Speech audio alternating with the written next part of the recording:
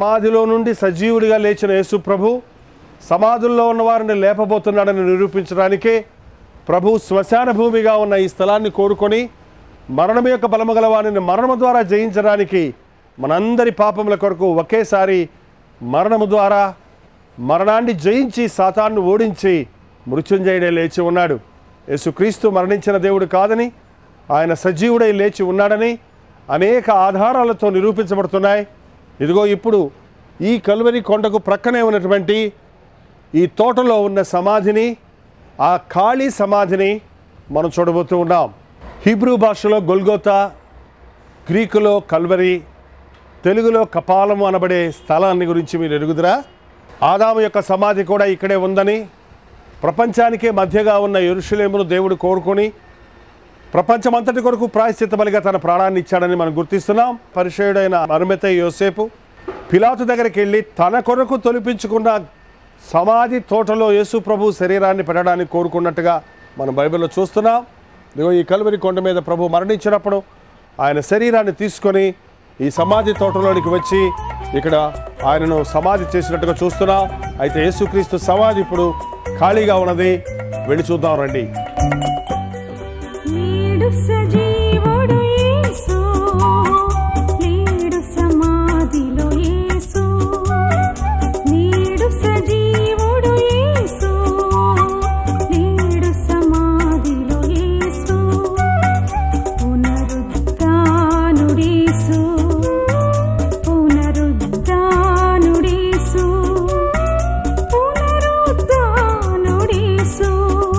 Calvary కొండ ప్రక్కనే ఉన్నటువంటి ఈ తోటను మనం చూస్తున్నాం. ఇది ఒకప్పుడు అరిమతయ్య యోసేపు తోట అని పిలువబడుతున్నది. ఈనానికి దీనిని చక్కగా ఈ తోటను మెయింటైన్ చేయటం చూస్తూ ఉన్నాం. ఆయన మన కొరకు సమాధిలో నుండి లేచి ఉన్నాడని, ఆయన సమాధి ఖాళీగా ఉన్నదని, మరణాన్ని జయించి మృత్యుంజయుడే ఉన్నాడని మనం నమ్ముతున్నాం కదా. యేసు ప్రభు సజీవుడు అని విశ్వసించే మనం ఊరికి మూఢనమ్మకంగా కాకుండా ఆయన సమాధిగా ఎంచబడుతున్న సమాధిని కూడా ఇప్పుడు మనం చూడబోతున్నాం. ఆయన సజీవుడు. ఈ గార్డెన్ తోటలో ఇప్పుడు ఎంతో ప్రశాంతతను చూస్తూ ఉన్నాం. చల్లటి వాతావరణాన్ని యెరూషలేము పట్టణంలో చూస్తున్నాం. ఇది యెరూషలేము పట్టణము.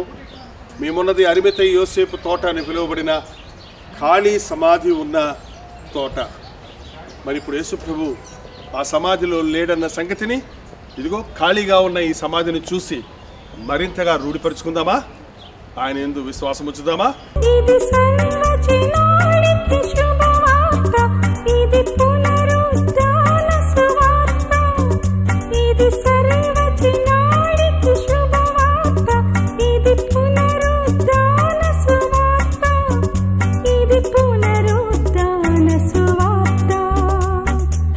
ఇది అరిమతయి యోసేపు యొక్క సమాధి. చాలా ధనవంతుడైన అరిమతయి యోసేపు యొక్క సమాధి అని చెప్పబడుతుంది.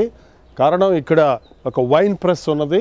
ఆ రోజుల్లో ద్రాక్షరసాన్ని ఇలాగ రాతిలో ఈ గోతిలో వేసి తొక్కి దాంట్లో నుంచి రసాన్ని సిద్ధపరిచేవారు. ఓన్లీ ధనవంతులు మాత్రమే అట్లాంటి అవకాశాలు కలిగి ఉన్నాయి. ఈ తోటలో పడిన ద్రాక్షలను ఇక్కడే, ద్రాక్షరసాన్ని ఇక్కడే తయారు చేసేవారని, వైన్ ప్రెస్ ఉపయోగించేవారని 2000 సంవత్సరాల క్రితమే ఈ యొక్క వైన్ ప్రెస్ ఇక్కడ ఉందన్న సంగతి చారిత్రాత్మక సత్యంగా ఉంది.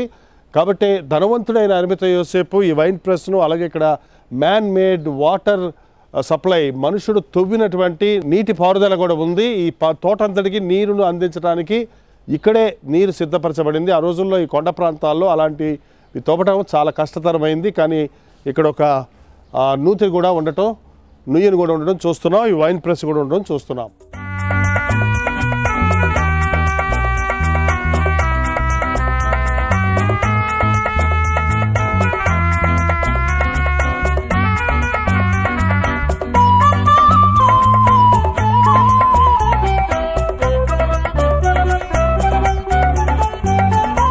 ఈ తోట అరిమతయి యోసేపు తోట అనటానికి మరిన్ని రూఢి అయిన అంశాలు ఉన్నాయి.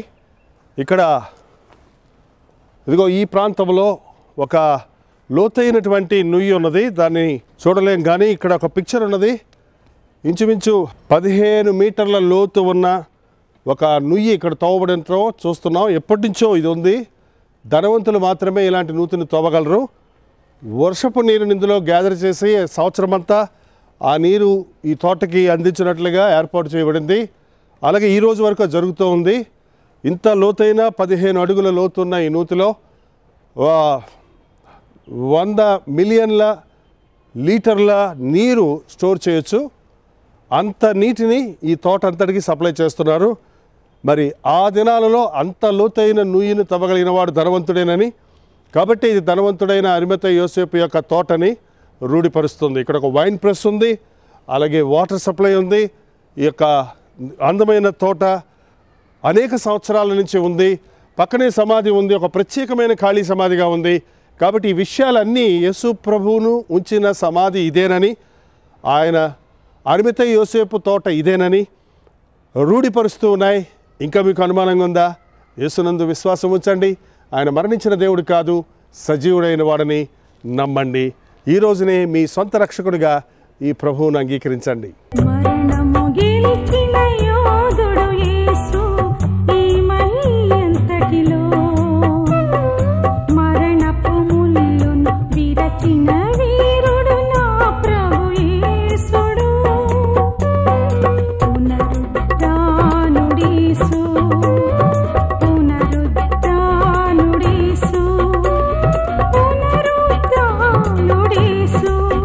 ఇది అరిమతయి యోసేపు యొక్క సమాధి అని చెప్పబడుతున్న సమాధి. మన యేసు ప్రభువును ఈ సమాధిలోనే ఉంచున్నారని చెప్తున్నారు. ఇది ఎంతో చక్కగా బండలో కొండ మధ్యలో తొలపబడిన సమాధిగా ఉన్నది. అందమైన గార్డెన్లో ఈ సమాధి తోట ఉండటం మనం చూస్తున్నాము.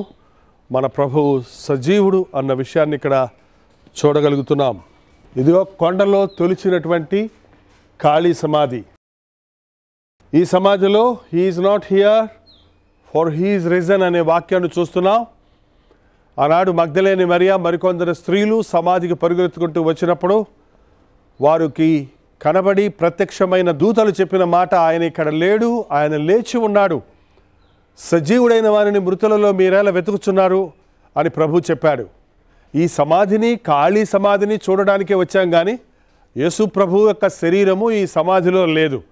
ఈనాడు ప్రపంచంలో ఎవరి సమాధి తవ్వినా వారి కుళ్ళిపోయిన, ఎండిపోయిన ఎముకలు, బూడిద మట్టయిపోయిన శరీరాలను చూడవచ్చేమో కానీ ఖాళీ సమాధి యేసు ప్రభుదే. పరిశుద్ధుడు కుళ్ళు పట్టడు అని చెప్పబడినట్లుగా జన్మపాపము కర్మపాపము లేని ప్రభు యొక్క శరీరము 3 దినములు ఈ సమాధిలో ఉన్నప్పటికీ కుళ్ళిపోలేదు.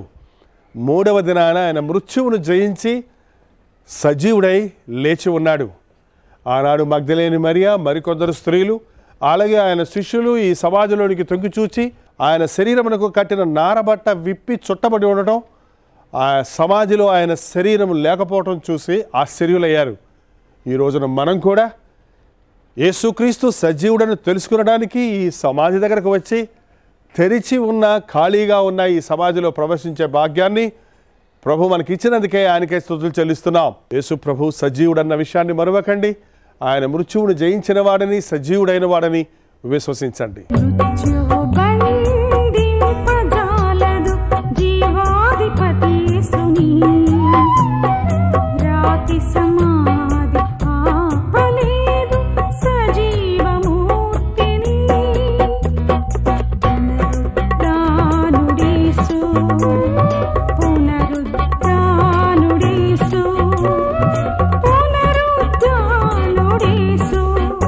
ఇక్కడ ఇంకా 17 సమాధులు ఉన్నాయి, కానీ అవన్నీ మూయబడి ఉన్నాయి. ఈ ఒక్క సమాధి మాత్రమే ఖాళీగా ఉంది. అందరి గురించే ఇది యేసు ప్రభు సమాధిని మనం నమ్ముతున్నాం. అంతేకాదు అన్ని సమాధులకు రాయి దొర్లించినప్పుడు అక్కడ ఈ గాడి ఉండదు, రాయి అటు ఇటు వెళ్ళిపోకుండా ఉంటుంది. కానీ ఈ సమాధిని మీరు చూసినప్పుడు ఇక్కడ ఒక రాతి గాడి ఉన్నది. ఈ పెద్ద రాయి ఈ గాడిలో నుండి దొర్లిపోయినట్లుగా ఆదివారం ఉదయమే స్త్రీలు వచ్చినప్పుడు ఆ రాయి దొర్లించబడినప్పుడు అది దొర్లించడానికి వీలు లేకుండా అన్ని సమాధుల్లో ఫిక్స్ చేస్తారు. కానీ ఈ సమాధికి ఆ రాయి దొర్లించబడింది అని చెప్పబడింది కాబట్టి ఇదిగో ఈ ట్రాక్లో, ఈ యొక్క గాడిలో అది దొర్లించబడింది. ఇందులో ఉన్న విశేషత ఇలాంటి ముఖ్యమైన కొన్ని విషయాల ద్వారానే యేసు ప్రభు సమాధిని రూఢిపరుస్తున్నాం. ఈ ఒక్క సమాధి మాత్రమే ఖాళీగా ఉన్నది. ఇంకా అనేక సమాధుల స్థలం ఇక్కడ ఉన్నాయి, కానీ అవి ఇప్పటికీ కూడా మూసిపెట్టబడే ఉన్నాయి. సజీవుడైన వారిని మీరేలా మృతులలో వెతుకుతున్నారని చెప్పినట్లుగా ఈ సమాధుల మధ్యలో ఒక సమాధి యేసు ప్రభువును ఉంచిన ఈ సమాధి ఖాళీగా ఉండటం ఒక ప్రత్యేకతగా ఉంది.